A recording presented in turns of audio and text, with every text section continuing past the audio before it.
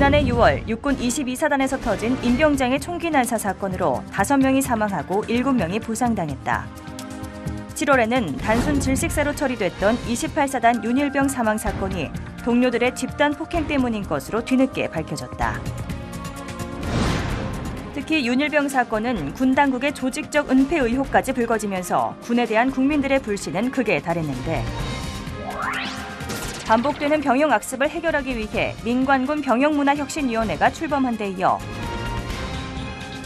국회에도 군 인권문화 개선과 병영문화혁신특별위원회가 구성돼 군 인권 문제 개선과 병영문화 개혁을 위한 활동에 나섰는데 군 내부의 실질 운영이 투명하게 되도록 외부의 민간 전문가가 투입되는 시스템을 만들어야 할 것입니다. 최근에 육군에서 가혹행위 전수조사를 했지만 유사 사례 3,900건이라고만 얘기할 뿐 그 구체적인 내용과 징계 처분 결과 등이 공개되지 않고 있습니다. 공개돼야 할 것입니다. 우선 이 구조적으로 2002년 2월 달에 세워진 신병영문화 창달 추진 계획이 전혀 효과가 없었다는 사실, 이에 대한 철저한 대책이 필요하다. 그때 발간했던 종합 보고서를 제출해서 아마 우리 국방위원회에서 철저히 따지리라고 생각됩니다만은 새로운 계획이 필요하다는 점을 지적하고. 제2, 제3의 임병장 윤일병 사건을 방지하기 위해서는 어떤 혁신안이 필요하며 국회는 어떤 일을 해야 할지 토론해본다.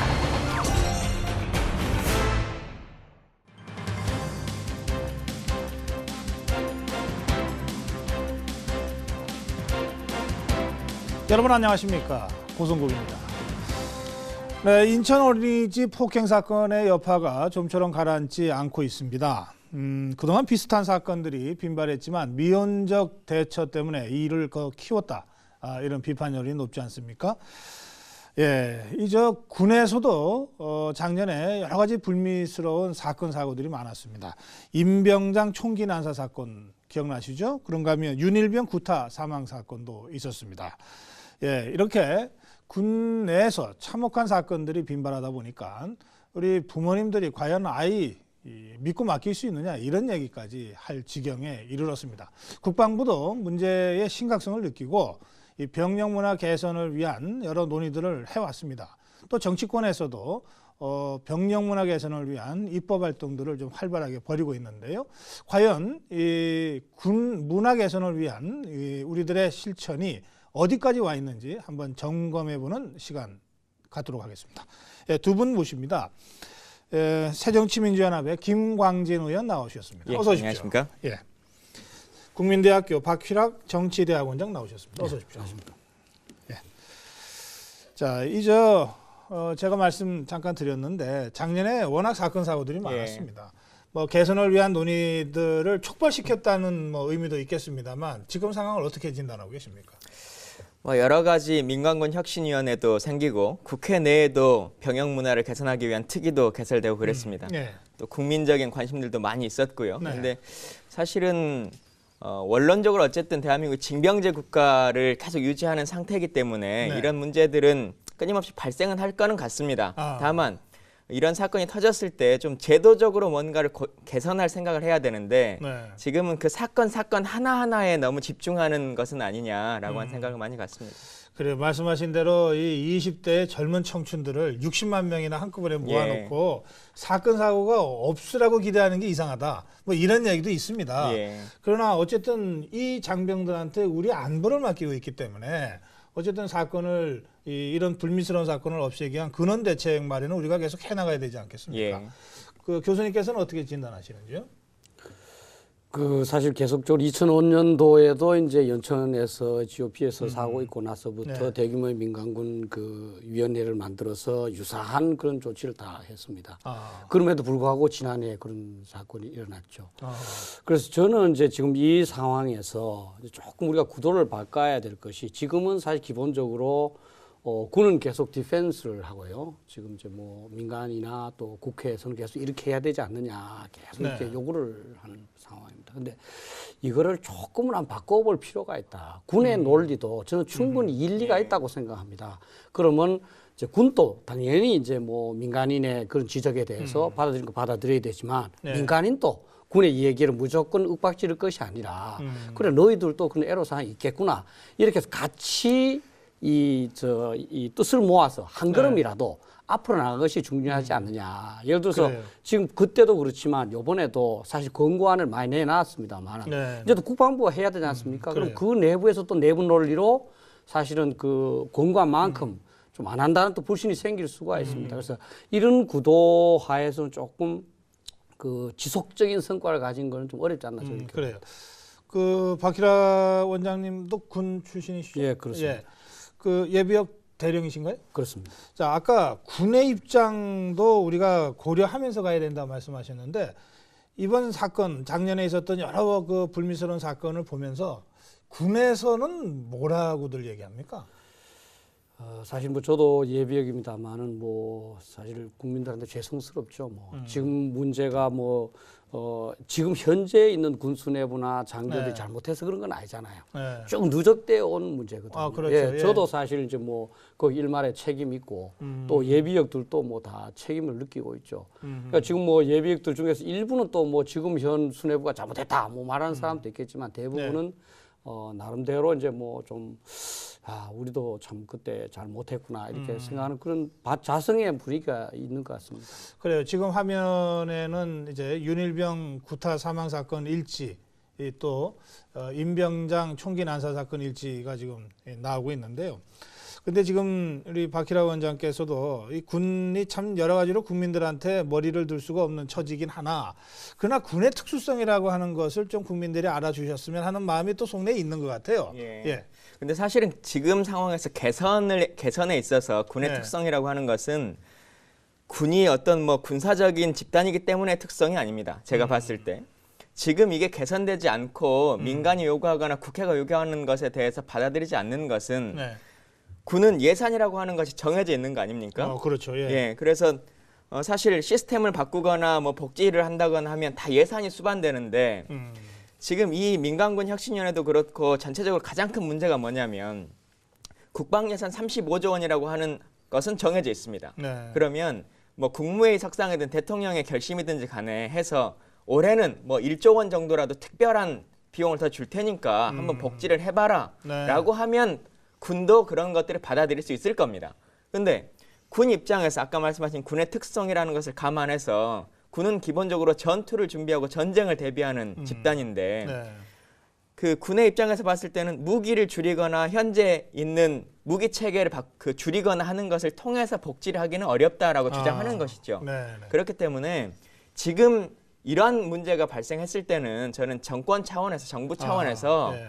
일정 정도의 예산 확보를 좀 현재 국방 예산 외에도 물론 네. 많은 분들이 지금 뭐 방산비리나 이런 걸 생각해 보면 줄일 수 있는 거 아니냐라고 말씀하시지만 네. 그것과는 좀 다른 논리로 한 번 정도는 여러 가지 예산 지원을 좀 해주시면 좋겠다라는 생각입니다. 네, 의원님, 그 뭐 예산 중에는 이제 경직성 예산이라는 게 있잖아요. 예. 지금 이제 우리 국방 예산을 말씀하셨는데 국방 예산의 경우에도 경직성 예산의 비중이 상당히 높죠. 그렇죠. 그러니까 국방 예산이 35조 원 정도 되는데 네. 크게 보면 세 가지로 분류하실 수 있겠습니다. 예. 그러니까 인건비로 나가는 것이 한 10조 원 정도 되는 것이고요. 그다음 무기 체계.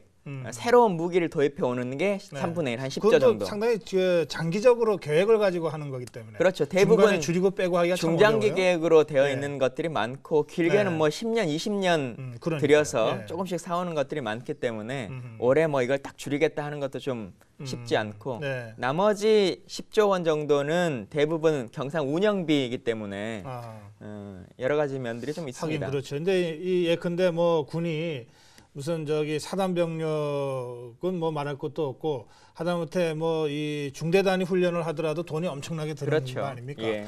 그리고 군의 본연의 이 임무라고 하는 게 강군을 늘 유지해서 유사시에 대비하는 거기 때문에 훈련을 게을리할 수도 없고 그러니까 훈련비를 줄일 수도 없고 무슨 군사 이 장비를 줄일 수도 예. 없고 인건비를 줄일 수도 없는 이런 처지에서 뭔가 개선을 하려면 좀 획기적인 예산의 지원이라든지 뭐가 이런 것이 있어야 예. 되는데 역시 그런 의미에서는 뭐 통치권 차원의 결단이라 그럴까 정권 차원의 결단이 필요하다. 지금 저는 그 그게 꼭 말씀하시는 필요하다고 거예요. 생각합니다. 예. 아, 예. 한 말씀 하십니다. 저는 우리 국민들이 조금 군의 어떤 상충되는 요소를 한번 그 균형이 중요하다는 생각해 주셨으면 좋겠어요. 균형이요. 예. 균형. 예를 들면 자 인권을 얘기합니다. 사실은 군이 병사한테 요구하는 것은 급할 때는 생명이 누구보다 가장 중요한 인권 아닙니까? 그래요. 그죠? 예. 생명까지도 포기하라는 그 이 인권에 완전 반대되는 요구를 할 수 있는 게 군 집단입니다. 네네. 군이 예를 들어서 조금 이제 그 여러 가지 민간 시각에서 보면 조금 이제 그 불합리하게 보이는 그것도 결국은 더욱더 많은 사람들의 생명을 구하기 위해서 몇 사람을 희생시킬 수밖에 없는 그런 상황이기 때문에 그렇습니다. 예. 예를 들어서 기관총이 저게 기관총이 있는데 어떤 한 명한테는 너 공격해. 이 사람의 인권 그죠? 생명을 진짜 빼앗을 수 있는 결정을 내리고 거기에 따라야 되는 거죠. 그런 상충점이 있다는 겁니다. 제가 인권만 할 수 있고 계속 하는 것이 아니라. 원장님 그런데 아니 실제로 전쟁터에서는 그런 일들이 있을 수밖에 없죠. 그렇죠. 그럴 때 네가 목숨 걸고 먼저 나가라라고 하려면 그리고 이 병사가 그 지시를 받아서 가려면 그렇죠. 평소에 그야말로 인권이 존중되고 예. 그렇죠. 그 인격이 충분히 그 개성을 발휘할 수 있도록 돼야 되는 거 아니에요? 평소에는. 그렇죠. 예. 그런데 예를 들면 병사들을 보직을 하는 데 있어서 네. 군대는 지금 그 시간이 가장 중요해요. 전투에서. 지금까지 군대는 가급적이면 노력은 하지만 많은 군인들을 그냥 너는 보병 막 부여를 했습니다. 그죠? 그렇게 자기가 군대는 어떤 임무가 부여되든지 간에 수행하는 게 근본이 돼야 됩니다. 네. 물론 자기 의사는 존중을 하지만 왜냐하면 전체적으로 그걸 다 못하기 때문에 워낙 많은 군. 지금 현재 그러니까, 평시에는 가능하다고 그러니까 하지만 국회나 예, 예. 민간이 요구하는 그렇죠. 인권이라고 하는 것이 군기와 배치되는 거라고 생각하지는 않습니다. 그래요? 그건 좀 예. 다른 용어로 보셔야 될 것 같고요. 전쟁 수행에 있어서 혹은 훈련 상황에 있어서 어떤 것을 요구하는 것이 아니라 생활함에 있어서 기본적으로 그러니까 군인이라고 하는 사람들을 제복 입은 시민으로 봐달라라고 하는 것이고 그에 맞춰서 어쨌든 국가의 의무를 다하기 위해서 간 거기 때문에 의식주에 대한 측면이나 여러 가지 것에 대해서를 2015년 대한민국 국민들이 생각하는 수준 정도로 맞춰달라고 하는 것이지 네. 내가 훈련을 나는 힘드니까 안 받겠다. 뭐 전쟁에 났을 때 나는 조금 더 편하게 하겠다. 이런 느낌으로 요구하는 것은 예, 아니죠. 물론 그러니까요. 물론 예. 그러나 평시에 하던 행동 그대로가 전시에 옮겨지기 때문에 그래서 네, 네. 우리 군대는 평시에도 전시 분위기를 계속 이제 하는 거죠. 또 한 가지 예를 들어서 자 이제 병사들의 문제인데요. 자 군대의 문제는 병사들 관리에 간부들이 많이 투입하지 않을수록 좋습니다. 그죠? 네. 간부들은 이제 전술을 공부하고 훈련하는 것만 노력을 해야 되고 지금 병사를 많이 관리하라는 것은 지금 그 간부들이 결국은 훈련해야 될 부분, 공부해야 될 부분 이런 거를 안 하고 예, 예. 이 병사들이 이제 애인하고 헤어졌는지 부모한테 어떤 편지가 왔는지 이거 체크한다는 거. 그러면 저는 군인이 그 안에서가 아니라 국민들 입장에서 자, 이 우리 군인들을 많이 연금도 주고 알겠습니다. 봉급도 예. 많이 주는데 어떤 식으로 활용하는 게 좋을 거냐 이걸 생각해요. 또 한 가지 예. 제가 말씀드리겠습니다. 예, 잠깐만요. 예, 지금 이제 김광희 의원은 말씀하셨는데, 그러니까 일상적 생활과 예. 이 전투 시, 전쟁 시의 군기는 차원이 다른 문제다 이런 말씀하셨고, 예. 뭐 저도 그렇게 보는 것이 말이죠. 예, 근데 이 스파르타식과 아테네식이 있는 것 같아요. 그러니까 스파르타식은 그야말로 막 이게 권위적이고 위압적으로 해서 평소에 정말 군기라고 하는 말만 들어도 막 떨 만큼. 아테네식은 근데 인격을 다 존중하고 개성을 존중하면서 그 속에서 개개병사의 자부심을 높여주는 그렇죠. 거거든요. 실제 전쟁터에 갔을 때는 아테네식이 이긴다는 거예요. 그러니까 그런 면에서 저는 지금 병력문화 개선이라고 하는 것은 정말로 필요할 때 군기가 제대로 든 용감한 병사를 키우기 위해서 필요한 어떤 필수적인 조건 아니냐, 전제 그렇죠. 조건 아니냐. 그래서 우리가 지금 총의를 모으는 거 아니겠습니까? 그렇죠. 예, 그 점에서 저는 이 국방부 차원에서 병력문화 개선위원회를 띄우고 있고 예. 또 정치권에서도 지금 이 병력문화 혁신 특별위원회를 국회 안에 구성하고 있습니다. 있는 거, 예. 그죠? 뭐 이거는 정말 중요한 일이다 이렇게 보는데 내용이 말이죠. 내용이 정말 이게 구두선에 거치는 게 아니라 정말 현실적이고 바로 실행 가능한 것인지에 대해서 좀 자세한 말씀을 좀 들어보고 싶어요. 예. 우선 이 국회 차원의 특별위원회 위원이시잖아요. 예. 어떻게 지금 활동을 하고 있는지요? 제가 민간군 혁신위원회 위원이기도 하고 네. 국방위원회 위원이기도 하고 아. 뭐 국회 특위위원이기도 합니다. 세 아, 가지를 그래요? 다 예. 하는데요. 사실은 일단 민간군 위원회를 먼저 조금 말씀드리면은 국방부 산하에 예, 국방부 예. 산하에 네. 내용의 측면보다 현재 제가 요구하는 것 중에 하나는 지금 사실은 전체적으로 어떤 것들 뭐 교육적인 측면이나 뭐 여러 가지를 다 바꿔보겠다 하는 거 아니겠습니까? 그렇기 네. 때문에 국방부 산하에 둘 수 있는 성격이 아니라 국무총리실 산하든 해서 아하. 교육적인 측면에서는 어떻게 바꾸고 뭐 복지적인 측면은 어떻게 하고 하라는 것을 좀 같이 해야 되는 상황으로 왔다라고 아하, 하는 걸 예. 먼저 말씀드리고요. 음. 그런 측면에서 이제 국회가 개설한 것이 그 특별위원회입니다. 병역문화혁신 특별위원회인데 네, 네. 사실 특위의 분들이 아직까지는 군에 대해서 많은 공부가 그렇게 이루어지지 좀 않고 있고 현재 자기 상임위에서 뭐 군과 관련한 혹은 청년들과 관련한 정도의 아이덴티티 아젠다들을 좀 가지고 오시는 수준으로 있어요. 그리고 우리가 4월까지 임기로 되어 있는데 지금 뭐 여러 가지 현장 병영도 누비시고 하셔서 많이 좀 공부가 되고 있는데 네. 한 3, 4월 정도에는 조금 어느 정도 이해가 나오겠습니다만은 그것도 그해 잘해야 올해 예산을 어느 정도 조금 더 늘려줄 거냐의 수준이지 장기적으로 병역문화를 어떻게 바꾸겠냐라고 하는 수준까지 가기는 조금 어렵지 않겠나 싶습니다. 지금 그 3개 위원회에 다 소속해 예. 계시네요. 우선 국회 국방위원회 위원이시고 국방부 민간군 혁신위원회 자문위원으로 있습니다. 예. 이렇게 세 위원회를 다 하는 사람이 있습니까 혹시? 다른 저는 처음 들어봤어요. 아마 없으실 것 같습니다. 아니 이제 우리 김강진 의원님 군에 대해서 이렇게 특별히 관심을 갖는 이유가 있으신가요? 뭐 국회 들어오자마자부터 이제 예. 그 국방에 해서 제가 4년째 계속 하고 있는데요. 그래요. 어쨌든 제가 와 보니까 뭐 대령님 계시고 뭐 여러 예편한 장군님도 계시고 합니다만은 네. 청년 세대로서 국방에 온 사람이 좀 드물고 네. 그러다 보니 제가 해야 될 역할들이 좀 많이 있는 것 같습니다. 그리고 또 제 예. 관점에서 봐야 될 시선도 많고 그렇군요. 예, 예. 그래서 많이 활동하고 있습니다. 뭐 제가 이렇게 시사 프로그램 진행을 하면 이게 이 장군 출신들을 패널로 모실 경우가 많아요. 예. 이제 오늘은 우리가 예비역 대령 출신을 모셨는데 사실은 이 장병 있잖아요. 정말 사병들의 입장, 사병들의 눈높이에서 뭘 얘기해 주는 분들은 그렇게 많지가 않더라고요. 그렇죠. 예. 그 점에서 우리 김광진 의원님이 젊은 청년의 눈으로 그렇죠. 이걸 본다. 예. 상당히 중요한 어떤 시사가 있는데 어떻게 보십니까? 그 지금 국방부 그 혁신위원회 활동에 대해서 좀 중간 그 평가를 하신다면. 뭐 지금 어쨌든 간에 이제 민간군 병영 그 문화혁신위원회에서 네. 일단 권고안 22개를 냈고 이제 국방부에서 대부분 이제 수용을 하지 않겠습니까? 다만 그 중에는 이제 뭐 국방부 자체적으로 할 수 없는 그런 사항도 이제 뭐 많은 것 같습니다. 근데 저는 기본적으로 이제 뭐 여러 이제 뭐 국회에서도 하고 또 뭐 각 군별로도 또 이제 노력을 하고 있는데 예. 조금 이제 저는 기본적으로 쉬운 답은 없다는 걸 좀 전제했으면 좋겠어요. 예. 예를 들어서 지금 앵국께서도 이제 군 생활을 해보셨지만, 자, GOP 근무가 굉장히 힘들잖아요. 네. 그럼 사실 GOP 근무 좀 줄여야 됩니다. 음. 그래서 GOP 근무 줄여야 되는데, 그러면 거기서 지난번처럼 녹구 기순처럼 한 명도 실수가 없도록 하려면 네. 군이 GOP가 줄일 수가 없습니다. 아하. 그렇지 않습니까? 예. 지휘관이 바로 자기 이제 그 보직이 떨어진다. 그럼 그래요. 저는 그런 거를 같이 토론해야 된다는 거죠. GOP의 강도를 지금 10만이라면 5만 정도로 줄이자. 그리고 장비를 좀 대체하자. 그 대신에 예를 들면 자, 그날 저녁에 침투하는 것을 한두 명 정도 침투는 몰라도 된다. 네. 아침에 가서 흔적을 찾아서 낮에 수색을 해서 찾으면 군 책임이 없다. 요 정도의 경계 강도를 유지하자. 이것이 국민부터 전부 다 합의가 있어야 네. GOP 병력을 줄어들고 그다음에 거기에 따르니까 병사들도 훈련하니까 밤낮을 덜 바꾸니까 훨씬 더 편하지 않습니까? 네, 그렇죠? 네. 이렇게 해서 들은 거지. 그냥 군에서 이거 한번 해봐. 이걸만 좋은 아이디어인데 저는 조금 어렵다는 거죠. 그래서 제가 이제 하면서 제가 이제 4가지를 예. 이제 좀 그 기준을 정해야 되겠다. 제가 논문을 한번 들렸는데 한번 읽어보시면 이제 이것이 과연 적합하냐, 또 실현 가능하냐, 이것이 대부분 가장 중요한 건데요. 군의 조치는 2가지가 더 있어야 된다.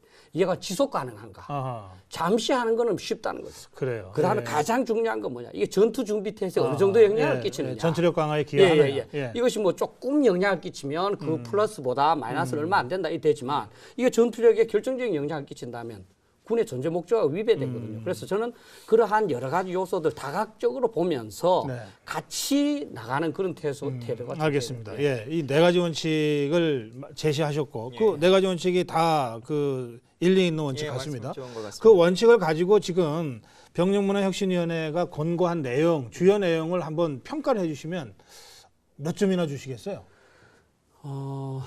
저는 뭐 사실 권고안이니까 아, 이게 얼마나 실천되느냐에 이제 뭐 중요하니까. 하여튼 권고안 차원에서라도 평가는 할 수 있는 거 아닙니까? 저는 뭐 사실 그렇게 높은 점수를 주기는 조금 그런 것 같습니다. 사실 제가 2005년도에 교수님의 학점이 좀 짜신 모양. 2005년도에 한 걸 보니까 그때는 지금보다 더 철저하게 했더라고요. 네네. 뭐 비전도 만들고 그다음에 백서도 만들고 그다음 그 이후에 계속 사례집도 만들고 그럼에도 불구하고 2014년에 똑같이 알겠어요. 그럼 한 60점? 예. 저는 그 정도로. 60점 주신 걸로 하겠습니다. 자문위원이시잖아요. 그 60점 받으셨네요. 근데 저도 참여합니다만은 그렇게 높은 점수를 주기는 좀 쉽지 않은 것 같습니다. 이게 뭐 권고안이긴 합니다만은 이게 또 예산이 수반될 텐데 그런 것들이 어느 정도 현실성 있게 반영됐느냐도 좀 고민해야 되겠고 또 타 부처와 연관되는 부분들도 많이 있고 또 사실은 이 권고안이 저는 기대했던 것이 그러니까 국방부가 직접 하는 것이 아니라 민간에게 같이 고민한 것은 중장기적인 계획을 좀 세워달라라고 하는 것이었거든요. 정말 혁신안을 달라고 한 거였는데 어찌 보면 그냥 요즘 이슈가 되고 있는 군 관련한 사안들을 그냥 열거하는 수준과 또 하나는 단기에 지금 해결할 문제들에 좀 집중된 것이 있는 것 같아요. 그래서 저도 조금 아쉬운 점은 있습니다. 그러면 점수 주신다면? 저도 한 70점 정도 생각하는데 이 위원회가 이제 임기가 종료됐거든요. 그래서 사실은 조금 더 이게 장기적인 플랜으로 갔으면 좋겠다라는 생각 같습니다. 알겠습니다. 자, 이렇게 권고를 해서 이제 국민 여론 수렴 과정을 거쳐서 국방부가 뭐 최종적으로 안을 만들어서 확정할 거고 그중에 입법이 필요한 부분은 이제 국회로 넘기겠죠. 자, 이제 그런 거를 전제로 해서 그 주요 내용 중에 한두 가지는 조금 짚어봐야 되겠는데 우선 이 보상점 부여가 있습니다. 성실복무자 취업 시 만점에 2% 내 보상점 부여라고 하는 권고안이 있습니다. 이건 어떻게 평가하시겠어요? 흔히 말하는 군 가산점제라고 하는 것이죠. 약간 변형된 형태로 지금 제안이 들어온 거네요. 그런데 지난번에 이제 법원에서 문제가 됐기 때문에 퍼센트지나 뭐 이런 것들 조금 수정한 것인데 이게 뭐 저는 민군 혁신안이라기보다는 군의 입장이 많이 이제 들어간 안 중에 하나라고 생각합니다. 근데 저는 이 인식은 좀 명확하게 했으면 좋겠어요. 국방부가 대한민국 국민들이 군 복무를 하는데 자랑스럽게 하는 겁니다. 신성한 국방의 의무라고 하는 거 아닙니까? 근데 왜 국방부 스스로가 이 행위는 보상받아야 되는 행위라고 말하는가? 저는 이거 참 부끄러운 일이라고 생각합니다. 물론 물리적인 시간이 뭐 일정 정도 조금 더 그 다른 사람들에 비해서 사용되기도 하고 뭐 합니다만은 그러더라도 국가 자체에서는 특히나 군 자체에서는 이거는 신성한 의무고 다만 우리가 이 기간 동안에 최선을 다해서 그 기간 안에 보상을 할 것을 생각해야지 이미 이것은 보상받아야 되는 수준의 생활이다라고 하는 걸 전제로 생각하는 건 좀 안타깝다고 생각합니다. 그렇군요. 오히려 이제 일반 국민들이 군인들 너무 고생한다. 청년들이 그런데 나와서 당장 취업하는데도 어려움이 있으니 보상금을 주자. 뭐 보상점을 주자. 이렇게 오히려 제안을 해도 군인들 입장에서 우리 그거는 신성한 의무라고 생각한다. 필요 없다. 이래야 된다는 얘기 아니에요? 저는 그렇게 생각합니다. 그리고 거꾸로 됐나요, 도대체? 이거 어떻게 생각하세요? 그래서 기본적으로 이제 징병제의 이제 부정적인 원인으로 가장 먼저 이제 지적하는 것이 기회 비용입니다. 또는 세금의 불공평일 수도 있고 예를 들어서 빌 게이츠 같은 사람이 이제 군에 예를 들어서 뭐 한 2년 근무했다. 그럼 그 기회 비용이 얼마나 크겠습니까? 그죠? 빌 게이츠가 뭐 1년에 뭐 100억이나 1000억이다 번다면 1000억 번다면 2000억이 손해가 보는 것이고 또 이제 그렇기 때문에 빌 게이츠는 그 2000억의 세금을 내는 거죠. 1년 동안에. 그러니까 세금 불공평한 거죠. 그러니까 사실은 기회비용이 있다는 거죠. 군에 복무함으로써 남보다 손해보는. 또 옛날에 한번 그 6개월짜리 석사가 있었죠. 그 석사 하신 분들이 물론 우수한 사람도 왔겠지만 그분들이 교수 진출 비율이 굉장히 높습니다. 사실. 그래요? 그만큼 뭐 군에 안 가는 게 유리하거든요. 그래서 이걸 보상한다기보다는 그러니까 뭐 좀 2년 3년 하는 것보다 6개월 만에 군 의무를 마치면 사회 진출 가능성이 더 높아지니까. 유리하죠. 그러니까 그거를 조금 이제 이 처진 거를 땡겨주자는 것이고. 근데 명확하게 하셔야 될 것이 이게 국가의 의무로 한 거기 때문에 말씀하신 그 처진 것에 대한 보상은 만약 보상을 해야 된다면 국가가 해야 되는 것이죠. 그런데 지금은 동일하게 경쟁하고 있는 다른 대상자에게 그 혜택을 피해를 보라라고 하는 것이기 때문에 예를 들면 최저임금을 보장해서 정식적으로 뭐 일정 정도의 금연을 주든지 아니면 뭐 사회를 들어갈 수 있는 지금 대통령 말씀하신 희망준비금처럼 퇴직 시에 일정 정도의 금액을 주든지 하는 것처럼 그것도 국가가 주는 그렇죠. 거니까? 국가가 뭔가를 하는 것으로 보상을 해야지. 국가는 뭐 지금 상관없으니까 알아서 경쟁하는 사람들끼리 중에서 군대 안 갔다 온 사람하고 해봐서 경쟁해라라고 하는 것은 조금 무책임하고요. 이 점은 예. 어떻게 보십니까? 그러니까 예를 들어서 이제 99년도에 위원으로 이제 판정됐을 때도 이 자체의 취지가 위원이라는 것이 아니고 거기서 준 3 내지 5%의 가산점이 예. 실제로 적용을 해보니까 거의 당락을 결정해 버리더라. 그래요. 이거는 예. 문제가 있다. 그러니까 예를 들어서 군에서 2년 동안 공무원 시험을 한번 예를 들겠습니다. 공무원 시험을 보는데 네. 어떤 사람은 군에 안 가고 열심히 공부를 했습니다. 그죠? 이 사람은 군에 갔다 오니까 공부할 시간 모자라잖아요. 그럼 똑같이 쳤는데 아무래도 불리할 거 아닙니까? 네네. 거기서 그것이 어느 정도인지는 모르지만 조금 이제 그 점수를 좀 보상해 주자는 그런 취지죠. 근데 그것도 예. 또 명확하게 하셔야 될 것이 대한민국의 남성분 중에서 공무원 시험을 보는 사람의 비율이 몇 %나 될 것 같습니까? 그렇게 많지 않습니다. 맥시멈 해봐야 10% 정도밖에 되지 않는 거거든요.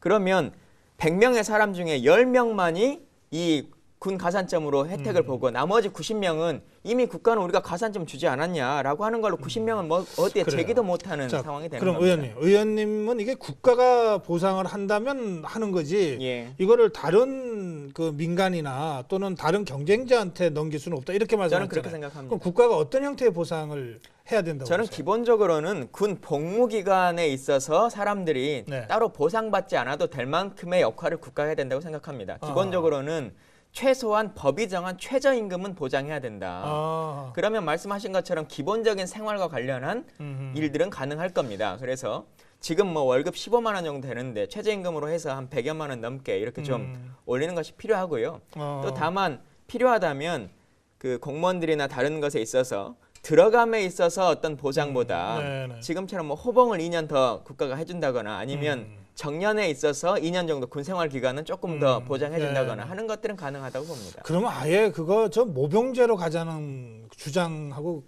일맥상통하는 거 아니에요? 모병제랑은 조금 다를 수 있는데요. 저는 네. 기본적으로는 아직까지는 바로 모병제 전환이 좀 어렵다고 봅니다. 장기적으로는 가능하겠습니다만은 그래서 징병제를 유지하되 그래요. 예. 네. 다만 여러 가지 본인의 특성에 맞는 업무를 조금 더 개선하자는 측면도 있습니다. 예, 알겠습니다. 저는 뭐 이 군대 갔다 오면 철 든다 그러고 사람 된다 그래서 그걸로 충분히 보상받는다 좀 그렇게 그런 생각했는데. 요소도 있죠. 뭐. 예, 그러나 어쨌든 우리 김강렬 의원님 말씀대로 이게 국가의 의무이기 때문에 예. 뭔가 보상을 한다면은 국가가 단위에서 해야 된다. 예. 이 문제 제기는 좀 한번 음미해 볼 만한 것 같습니다. 제가 또 좀 말씀 듣고 싶은 게 군 복무 기간 중에 대학 학점 인정 문제인데 이건 어떻게 인정하자는 건가요? 그러니까 이제 지금 군 본부 자체를 이제 몇 개 학점으로 이제 인정해 주는 것과 또 하나는 이제 군에서 이제 원격 강의를 듣도록 해서 그 학점 인정해 주는 요 둘 다를 지금 포함하고 있다고. 예, 두 그러는데요. 가지가 현재 그 원격 강의는 지금도 현재 뭐 진행되고 있습니다만은 예. 말씀하신 것처럼 복무 기간 자체를 뭐 2학점이든 뭐 3학점이든 이렇게 아예 인정해 달라 뭐 이렇게 얘기하고 있는 것이죠. 그래요. 근데 이거는 그 일리가 있는 제안입니까? 근데 이것도 또 차별적인 요소가 군대 대학을 다니지 않는 분들도 많이 있기 우선 때문에 그렇게 걸리고요. 예, 그런 예. 분들은 어떻게 할 것이냐 되는 것이 있고 예. 또 하나는 계속 이걸 보상의 측면으로만 보려고 하니까 문제인데요. 예. 군복무 자체를 어떻게 강화하거나 혁신할 것인가를 해야지 음. 군복무를 뭐로 대체해 줄 테니까 뭐 이렇게 하는 것은 군 자체에 대한 위상의 문제도 좀 그러네요. 있다고 진짜 하기 봅니다. 싫은 저 청년들한테 무슨 이런 메리트 줘 갖고서 어떻게든 하려고 하는 예. 마인드 자체가 이게 좀 문제다 이런 말씀이시죠. 저는 그렇게 생각합니다. 그러네요. 아니 거기에다가 저는 설명 듣고 깜짝 놀랐는데 아니 군에 간 사람이 원격 강의라고 하는 건 그 전투 준비하고 관계 없는 거잖아요. 예. 자기가 학교에서 대학에서 배우던 전공 과목을 원격 강의해서 학점을 인정받는다는 거 아니에요. 아니 그 투잡을 해야 돼요? 이게 투잡이 가능하냐 이거죠. 군인이. 사실 그런 부분은 있습니다. 사실 이제 저는 뭐 우선 형평성 차원에서 GOP 같은 경우는 뭐 시간이 없죠. 밤에 근무 쏘고 낮에 잠자기 바쁘니까. 네. 그럼 이제 좀 이제 뒤에 후방에는 뭐 충분히 여유가 생기죠. 또 한 가지 중요한 것은 우리 이제 뭐 우리 군인들도 좀 그런 의식이 좀 있습니다만은 병사를 우리의 자식, 우리의 조카로 진짜 아까운 시간을 공부해야 될 시간을 여기서 보낸다 이렇게 보는 것보다는 그냥 뭐 한 명 추가로 있으니까 내가 뭐 이 일 시켜도 되고 저 일 시켜도 이렇게 생각하는데 사실은 어떻게 보면 극단적으로 공부할 시간이 있으면 더욱더 훈련을 열심히 하고 조금 복무 기간 단축시켜 주는 게 낫죠, 사실. 예. 그래서 조금 뭐 이거는 이제 그 자유 시간을 좀 활용할 수 있는 그 어떤 좀 생산적 활성화할 수 기회를 주는 건데 그 정도는 여건에 따라 잘 조정돼야 된다고 생각합니다. 근데 이제 그 군복무 기간 단축도 이제 선거 때마다 정치권이 이제 공약으로 내거는 거긴 한데 이게 군이라고 하는 게 이제 언제 터질지 모르는 비상 상태에 대비하는 최정의 이 강군을 육성해야 되잖아요. 그러면 이게 어느 정도는 숙련되는 기간이 꼭 필요하다고 그러더라고요. 예. 그래서 이걸 복무 기간을 뭐 줄이는 게 추세긴 하지만 너무 줄여버리면 진짜 훈련해서 써먹을 수 있는 시간, 이게 써먹는다는 표현이 어떤지 모르겠습니다만 그러나 이제 군 전력을 운용하는데 능숙하게 익숙한 군 전력으로 이용하는 시간이 너무 짧다는 거예요. 예. 그래서 줄여도 한계가 있는 것 아니냐 그런 얘기들 하더라고요, 전문가들이. 그럼 지금에서 더 줄이는 게 가능합니까? 어떻게 보십니까? 뭐 가능은 할 수 있겠습니다. 근데 예. 또 이런 측면에서 보시면 우리가 국방개혁 2020, 요즘 예. 2025로 바뀌었습니다만 예. 그것에 따르면 군내 전체적인 병력도 지금 65만에서 52만 정도로 줄어들고 또 그와 관련해서 병행해서 간부의 비율도 40%로 늘린다라고 하는 예. 것이 있거든요. 그래서 말씀하신 전시가 됐을 때 뭐 기계를 운영한다거나 하는 것에 대해서는 좀 부사관이나 이런 네. 장기적 복무를 하는 분들이 좀 하는 것이고 예. 여러 가지 일들이 좀 도움 주는 일들을 일반 병들이 하는 걸로 추세가 바뀌고 있기 때문에 아하. 그런 것들은 뭐 조금 뭐 부대에 따라서 가능은 하겠습니다만은 네. 그러더라도 어느 정도 최소한의 기준이라고 하는 것은 좀 맞춰야겠죠. 왜냐하면 지금 대한민국에서 이 징병제로 하는 것이 다만 전쟁이 났을 때 기본적인 것을 한번 그 적응하려고 하는 정도의 수준인 것이냐 아니면 실제 전시에 투입하기 위한 요원으로서의 그래요. 것이냐라고 예. 하는 게 아직까지는 후자에 가깝기 때문에 그렇죠. 예. 예, 그 시기가 전자로 국민 의식이 전환되지 않는 이상은 네. 아직까지는 조금 뭐 기간은 좀 유지를 해야 된다고 그렇죠. 봅니다. 어쨌든 우리 국방부가 공식적으로 주적을 이렇게 적시하고 있는 상태고 예.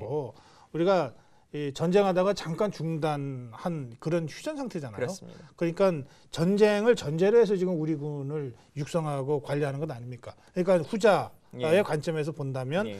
단축 군 복무 기간 단축에도 선이 있다. 이렇게 좀 생각을 해야 되겠네요. 예, 알겠습니다. 그 국방인권 운부주맨 설치도 이제 이 위원회가 제안을 했는데 예. 운부주맨 설치 문제는 어떻게 보십니까? 사실 그 우리 군에서도 훈련을 이렇게 해보면 훈련하는 팀도 있지만 네. 훈련 잘하는지 못하는지 감독하는 게 참 많습니다. 아. 그렇죠? 또 이제 우리 경계근무도 잘하시겠지만 예. 경계근무서는 그 초병 이외에 그 네. 경계근무를 잘 쓰는지 안 쓰는지 감독하는 사람이 너무 많습니다. 예. 와서 순찰이라는 게 그렇죠. 원래 순찰이라는 것은 이동형 경계의 방법입니다. 어떤 네. 지역에 고정되기가 좀 어려울 때 다니면서 독일 영화 보시면 이렇게 총매거리가 네, 왔다 네. 갔다 그게 순찰이거든요. 그래서 우리는 지금 실제 원래 그 일을 사는 사람보다 감독이 너무 많다. 예. 물론 뭐 옴부즈맨도 저는 뭐 필요하다고 생각합니다. 그러면 사실은 군에 있는 기능, 감찰 기능이라든지 이런 걸 좀 줄여서 실제 전투하고 어려운 일을 하는 사람 수를 감수하지 않는 범위 내에서 뒤에서 감독하는 사람이 있어야지 지금 감독하는 사람만 계속 넣는다면 결국 그 일을 고치고 똑바로 해야 될 사람들은 실제 해야 하는 사람들. 조금 이제 그 실전투 병력 중심으로 그렇죠. 군을 그렇게 운영해야 하면서 이런 감독자는 처음에 예를 들어서 어떤 문제가 이렇게 있을 때 임시적으로 이 군이 문제가 막 자체적으로는 안 되겠구나. 그럼 외부에서 딱 하고 그러고 나서는 없애서 그래 너희들 이제 똑바로 해라. 잘하고 있네. 이렇게 돼야지 계속 옥상옥의 규구만 만든다면 그러면 운부주맨 제도 자체를 도입하는 것은 좀 적절치 않다. 예, 저는 뭐 현재 군에서 자체적으로 못할 정도라 국민이 판단하셨는지는 모르겠지만 저는 네. 그 정도는 아니지 않느냐. 아직 군의 어떻게 기회를 좀 예. 저는 이번에 혁신위원회에서 나온 안 중에 가장 괜찮은 게 옴부즈맨 안이라고 생각합니다. 예. 다만 위상을 조금 더 바꿔서야 되는데 군의 입장에 대변해서 좀 낮춰진 것에 대해서 조금 불만스러운데요. 그러나 기본적으로 옴부즈만이 있어야 된다라고 생각하고요. 또 옴부즈만은 아까 말씀하신 것처럼 현역 병사나 장교를 가지고 하겠다는 것이 아니라 군인 외에 민간인이 참여하겠다고 하는 것이기 때문에 전력과는 조금 다른 측면이 있고 또 말씀하신 것처럼 지금 뭐 기무도 있고 일반 감찰도 있고 뭐 여러 가지가 있습니다. 그러나 그것들이 현재 제대로 작동되지 않고 있고 또 상당관 제도나 여러 가지가 있지만 일반 병이나 장교들이 네. 문제가 있을 때 이것을 제대로 얘기하지 못하고 있는 시스템이기 때문에 네. 말씀하신 것처럼 현재는 군사 재판이든 뭐든 이게 다 군 내부에서 이루어지기 때문에 내가 말해도 이게 해결되지 않는다라고 하는 불신이 그래요. 가장 큰 거 아니겠습니까? 네.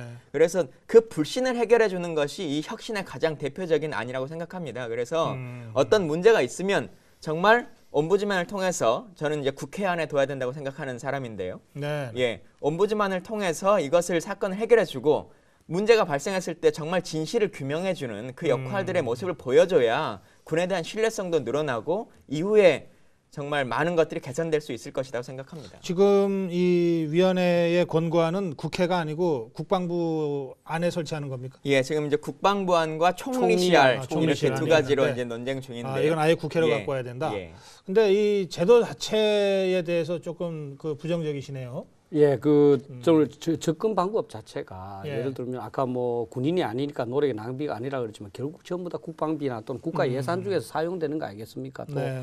이런 옴부즈맨이 활동을 하면 결국 지휘관들도 거기 협조해야 되는 거고 군의 네. 군복은 아니지만 결국 군의 일부가 되는 거 아니겠습니까? 저는 이제 그와 관련해서 국회에 옴부즈만을 설치한다면 저는 거기에 대해서 좀 이 긍정적인 측면이 있다. 아하. 대신 이제 군에 있는 제가 말 감독 기능을 좀 갖고 와야 된다는 거죠. 감독 기능 잘 늘리지 말고 한 가지 네. 더 중요한 것은 우리가 한번 이제 국회의 국방 또는 군과 관련한 국회 기능을 한번 재검토해 볼 필요가 있다. 아. 미국 같은 경우 헌법 8조에 말이죠. 미 의회가 to raise and support army 또 to provide and maintain navy라고 되어 있습니다. 그러니까 양병 우리가 쉽게 말하는 양병의 임무가 국회에 있습니다. 어허. 예. 예. 그러니까 군사를 쓰는 거는 행정부에 있죠. 지금 사실 그래서 사실 미군 같은 행정부에서 낸 국방 예산 국회에서 증대되는 것도 참 많습니다.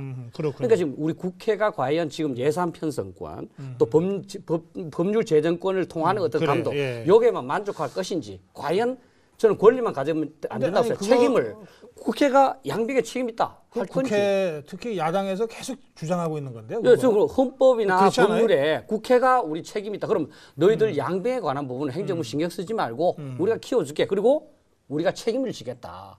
이렇게 된다면 저는 오히려 옴부즈맨이나 이런 게 좀 바람직하다고 봅니다. 예, 그 부분은 저희도 항상 주장하는 것인데요. 근데 네. 그 미국의 말씀을 하셨기 때문에 박사님 더 잘 아시겠지만 뭐 우리랑 좀 다른 것이 뭐 미국은 국방부뿐만 아니라 다른 모든 부처가 예산을 전체적으로 짜는 것을 그렇죠. 국회가 하는 거 아니겠습니까? 예. 우리는 정부가 짜온 안을 가지고 뭐 예. 조금씩 수정만 하는 것이고요. 그게 좀 차이가 있는 것이고 또 하나는 매년마다 마찬가지입니다만은 정부 안으로 올라오는 국방부 안에서 국방위원회에서 항상 더 예산은 증액됩니다. 한 번도 감액되는 적이 없습니다. 그렇기 때문에 저는 정부가 조금 더 양병에 대해서 노력해야 된다. 지금 국회도 충실히 하고 있다 말씀드리고 네. 권한을 훨씬 더 많이 주신다면 정말 필요한 곳에 예산 쓸 수 있고 지금처럼 뭐 방산비리나 이런 걸로 날아가는 돈들도 많이 아낄 수 있을 거라고 봅니다. 예, 이 미국 얘기가 나와서 저도 한 가지만 좀 예.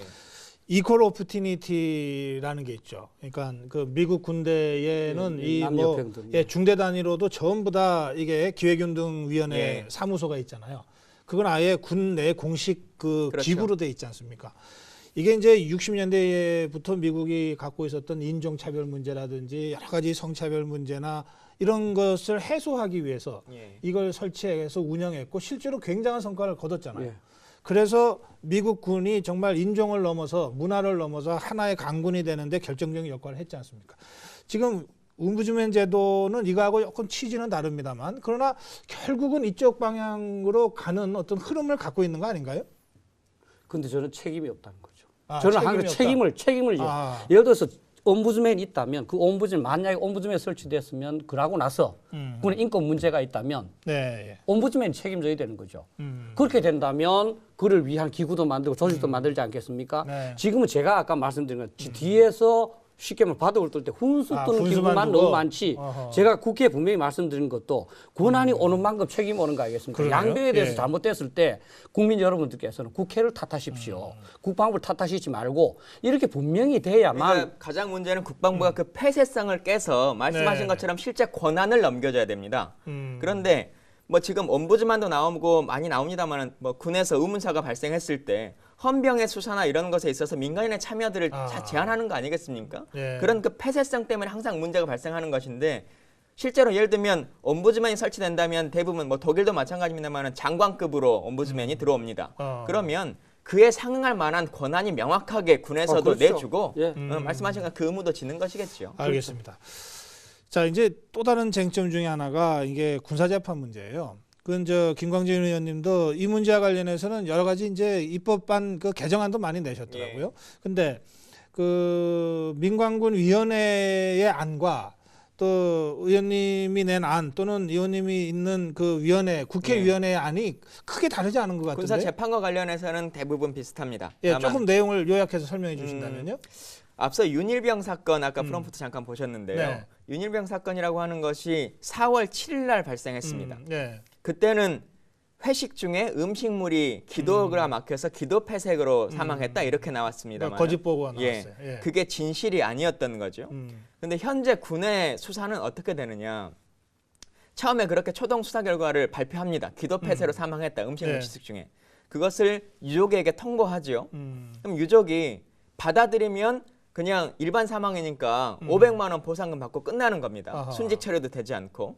근데 아니 우리 아들은 그렇게 죽지 않았을 것 같다라고 하는 것을 증명하려면 유족이 소명을 해야 됩니다. 글쎄 말이에요. 지금처럼 맞아서 죽었다라고 하는 것을 소명해야 되는 것이죠. 근데 저는 이게 이미 폐쇄성을 안고 있는 겁니다. 네. 예, 군 내부에서만 수사하고 군 내부에서 감찰하고 군 헌병이 다 조사하는 것. 그래서 이것에 대해서도 처음부터도 초동 수사도 민간이 좀 참여하는 기구로 바꿔야 된다라고 하는 것이 내용에 들어있는 것이고요. 네. 그리고는 이걸 재판에 들어갔을 때 현재 재판에 있어서도 뭐 임병장 사건도 마찬가지입니다. 저도 재판정에 가봤는데 3명의 재판관이 앉아 있지 않습니까? 네.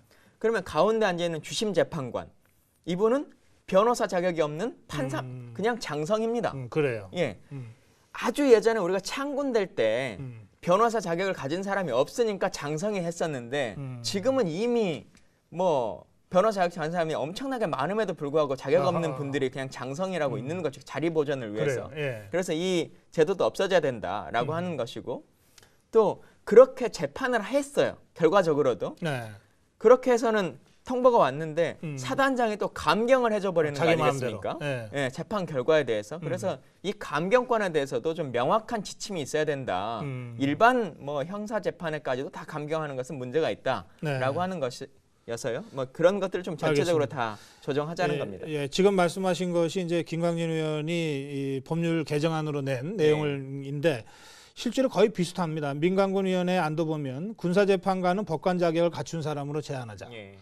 그다음에 지휘관의 감경권 행사를 엄격하게 제한하자. 예. 그리고 사단급 군사법원을 폐지하자. 군단급 이상만 예. 인정하자. 이제 이런 얘기잖아요. 예. 그러니까 크게 이제 내용이 크게는 다르지 않았어. 예, 동일합니다. 이거는 뭐 국회로 넘어오면 바로 처리가 될 수 있겠네요. 여야 간에도 이견 차이가 별로 없지 않습니까? 여야의 이견 차이는 그렇게 많지 않습니다만은 이게 이제 장성의 숫자가 많이 이제 관련되어 있는 자리이기 때문에 예. 그 부분에 대한 고민이 조금 더 아마 군 내부에서는 있는 것 같습니다. 아, 그래요? 예. 그것도 그런 문제가 걸려 있습니까? 말씀하신 것처럼 지금은 이제 사단별로 군사법정이 다 있지 않습니까? 예, 그래요. 그렇기 때문에 사단장이 본인이 지정한 사람이 검사도 하고 판사도 하고 변호사도 그렇죠. 하는 예. 상황인데 그런 것들이 이제 군단으로 옮기면 이 군사법정의 숫자도 많이 좀 줄어들 줄어들죠, 수밖에 없어. 없고 예. 또 이 지휘관에 있어서도 군사재판 판관 그 권한을 가진 사람만 다 하게 되면 현재 판관을 하고 있는 분들도 좀 여러 가지 문제가 있죠. 예, 말씀하시죠. 이제 뭐 법무장관 좀 줄겠죠 아무래도 그죠.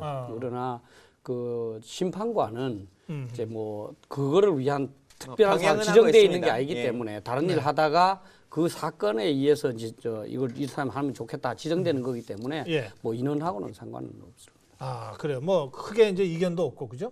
뭐 전시는 지금 이제 뭐 현재대로 하도록 돼 있는 것 같더라고요. 예, 그렇다면 전시법은 뭐 좀 다른 거니까. 평시는 지금 이제 뭐 어떤 국민들의 그런 걸 봤을 때 뭐 네.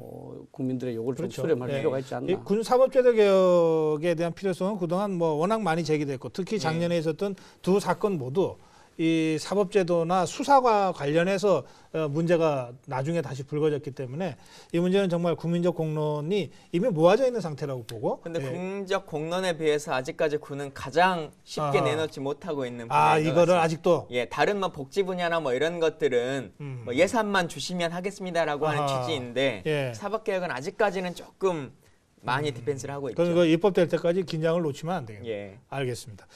자, 이제 김관주 위원님 그 외에도 이제 국방위 활동을 쭉 하시면서 여러 가지 그동안 예. 그 법안이라든지 이 정책을 추진해 온 것으로 제가 알고 있는데 조금 몇 가지 좀 소개 좀 해주시겠습니까? 어떤 점들을 좀 이 예. 관심을 갖고 해왔는지 말이죠.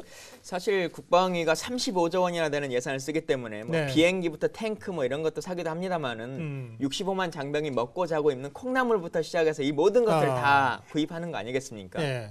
근데 우리가 국회도 사실 솔직히 말씀드리면 좀 마찬가지고 군도 마찬가지고 예. 너무 큰 그림에 좀 집착했었다. 그래서 삶을 바꾸는 모습에 대해서 조금 못했다라고 하는 생각이 있습니다. 그래서 네, 네. 예를 들면 아직까지도 이 수통 같은 경우는 6.25 때 쓰던 수통을 아직도 쓰는 거 아니겠습니까? 아, 아시는 것처럼. 그럴 리가 있어요? 예. 아니, 실제로 그렇습니까? 뭐 6.25 때 정도는 아니죠. 실제로 지금 이제 우리나라는 육군의, 특히 육군의 장비가 예. 노화가 굉장히 심합니다. 아, 그래요? 수통은 폐기 현안이 없기 때문에 폐기, 그 6.25 때 쓰던 것들 그대로 쓸 수밖에 없는 구조로 있습니다, 실제로. 근데 그래요? 이제 예. 그게 이제 작년 예산으로 해서 전체 다 어. 전군의 수통을 바꾸게 돼 있는 거고요. 예. 또 뭐 작게 보면 이런 것들도 있습니다.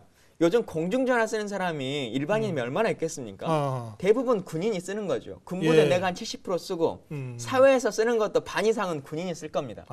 근데 우리 핸드폰 요금은 초당 요금제거든요. 3초를 쓰면 3초 요금이 나옵니다. 네. 근데 일반 지금 군인들이 쓰는 공중전화 요금은 30초당 요금제로 씁니다. 그래서 1초만 써도 30초 요금을 받고 또 부모가 돈 내는 콜렉트콜 같은 경우는 3분 요금제입니다.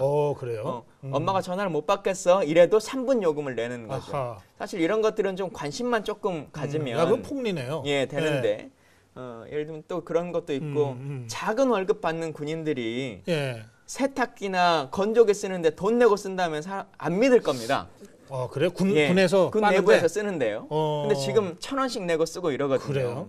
그리고 뭐 지금 아까 그 군 복무를 이 교육으로 대체한다 이런 거 말씀하셨을 때도 컴퓨터로 해야 되는 거 아닙니까? 네. 근데 시간당 지금 540원씩 돈 내고 쓰는 거거든요. 대한민국의 어느 국가기관에서 이 국가기관인데 그러네. 예, 어느 야, 이거 좀 국가기관이 심하네. 일반 민원인도 아니고 실제 일하는 사람이 돈 내고 컴퓨터를 쓰는 데가 있습니까? 이런 것들은 좀 빨리 고쳐야 됩니다. 이 장병들 월급 올려준다 그래서 나는 굉장히 그 근무 환경이 개선됐을 거라고 생각했더니 아니네요. 예. 조금 올려놓고 많이 뜯어가네. 예. 그런데 한 가지 좀 저는 항상 예. 세상에 쉬운 답은 없다는 그런 예, 그 주의인데요. 네. 결국은 국방 예산은 제한되어 있습니다. 사실 이제 장병들의 복지에 예. 이걸 쓴다는 것은 결국 이제 필요한 무기 장비를 쏠 수 있는 돈은 이제 줄어든다는 얘기입니다. 지금 사실 우리가 해주고 싶은 일 너무 많습니다. 뭐 병사들 뭐 네. 내후반도 그냥 현대식으로 만들어주고 그냥 밥도 굉장히 질 좋게 해주고 다 해주고 싶지만 국방 예산은 제한돼 있고 그렇다고 해서 북한 위협이 없느냐 그것도 아니고 그러니까 군 내부에서 예산을 쪼개고 하다 보니까 사실 특히 육군은 워낙 하나를 바꿔도 워낙 단위가 크지 않습니까? 그래서 계속 전력 증강이 지금 지체되어 왔습니다. 그러니까 마음이 없어서가 아니고 예산이 없는 것이고 또 한 가지 아까 이제 계속적으로 돈 내고 이런 부분 말씀을 하셨는데 결국 그것도 이제 국가 정책에 관한 부분입니다. 자, 컴퓨터를 모든 장병들이 수시로 쓸 수 있도록 모든 이 설비를 해줄 것이냐?